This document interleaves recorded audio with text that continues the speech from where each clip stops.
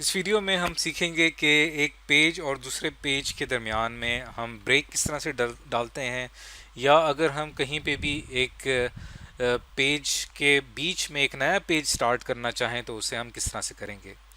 तो उसके लिए हमारे पास एक एग्जांपल है। जैसे कि आप देख सकते हैं कि ये एक हमारे पास एक पेज है और इस पेज के अंदर के एक ऑर्गेनाइजेशन है, उसके बारे में इंफॉर्मेशन लिखी हुई है।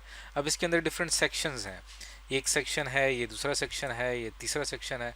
अब मैं ये चाहता हूँ कि इस जहाँ पे मेरी कर्सर की पोजीशन है यहाँ से एक नया पेज स्टार्ट हो जाए, यानी जो अचीवमेंट्स लिखा हुआ आ रहा है ये एक न्यू पेज पे आए। तो मुझे क्या करना पड़ेगा, यहाँ पे कर्सर की पोजीशन यहाँ पे रखनी पड़ेगी और फिर उसके बाद आपने क्या करना है कि यहाँ पे आपको ऑप्शन नज़र आ रहा होगा इंसर्ट का।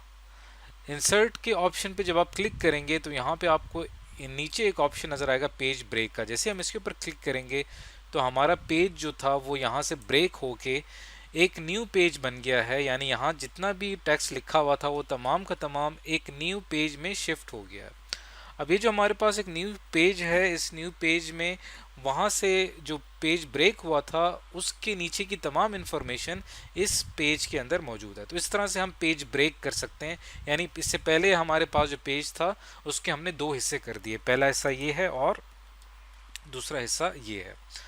अब हम चलते हैं अगली जो चीज़ है हमारी सेक्शन ब्रेक।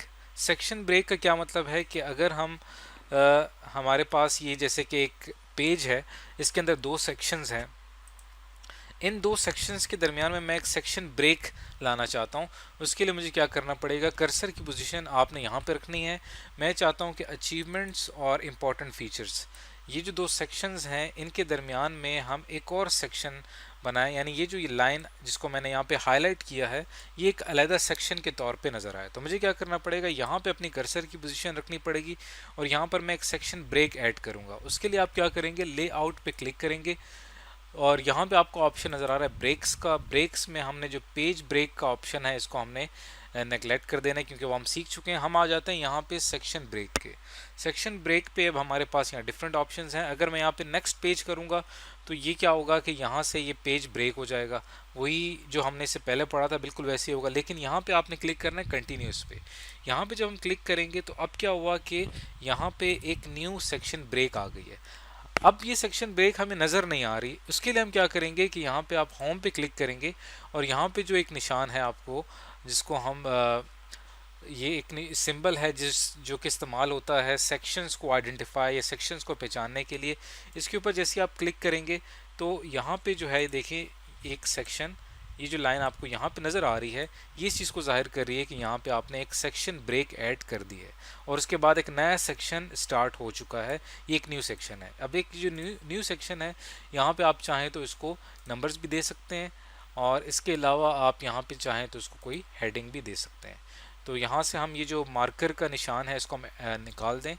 तो अब देखिए यहाँ पे हमने क्या किया, एक न्यू सेक्शन ब्रेक ऐड की और इस सेंटेंस को हमने एक न्यू सेक्शन यहाँ पे क्रिएट कर लिया। तो इस तरीके से आप अपने डॉक्यूमेंट में डिफरेंट जगहों पे पेज ब्रेक्स ऐड कर सकते हैं और सेक्शन ब्रेक्स ऐड कर सकते हैं।